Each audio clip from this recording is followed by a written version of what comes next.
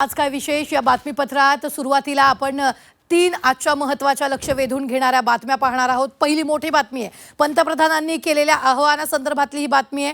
Petrol डिझेलचं खाद्यतेलाचाही वापर जपून करा, वर्षभर सोनं खरेदी आणि परदेशाचा प्रवास टाळा असं आवाहन पंतप्रधान मोदींनी देशवासियांना केले।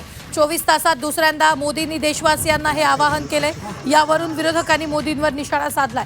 दुसरी मोठी बातमी म्हणजेच नसरापूर अत्याचार आणि हत्या प्रकरणाची बातमी आहे। पुण्यातील नसरापूर अत्याचार प्रकरणी चार्जशीटचं 80% काम पूर्ण झालंय। नराधम भीमराव कांबळेला आज कोर्टात हजर करणार आहे। महत्त्वाचं म्हणजे या प्रकरणात पोलिसांना महत्त्वाचा साक्षीदार मिळाला।